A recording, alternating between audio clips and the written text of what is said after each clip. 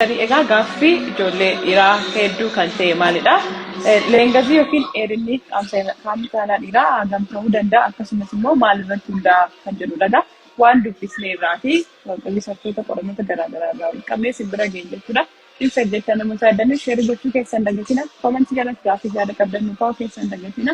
Kun akkuma beektan faarmaasii keessa liiva faarmaasiitii kan inni nun argamnu Boolee Bulbulaa Maariyaam Maazoraa. Egaa wantootni dheerina isaadhaa fi murteessan egaa fakkeenyaa fi maatii irraatii kan fudhatanidha jechuudha.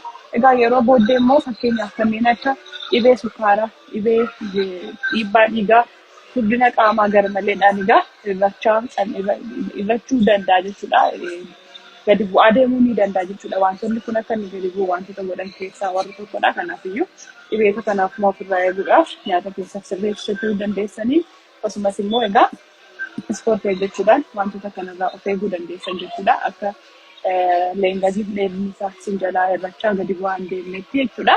Egaa fakkeenyaaf kan inni safaramu yeroo qaamni keessan istiraachii godhee jirutti yookiin dhaabbatee jirutti ta'uu danda'a.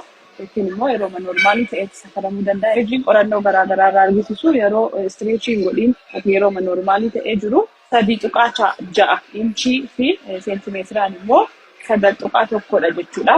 Afreejiin kan qorannoon garaagaraa argisiisu yeroo istiraachii godhanii lakkaa'amu. Eejiitu lakkaa'aa kan jedhutti ni lakkaa'amu jechuudha. Warra piroofeeshinaalii ta'anii jecha yeroo keessaa yookiin immoo istiraachii godhee jirutti immoo 5.2 inchii yookiin immoo 13.2 seentimeetiriidha jedhama jechuudha. Afreejiin taa'ee kan jiru kun egaa giddu galeessa jennee kan waamnudha jechuudha. Isin jettanii namoota addanuu sheerii gochuu keessan dagatinaa galatoomaa.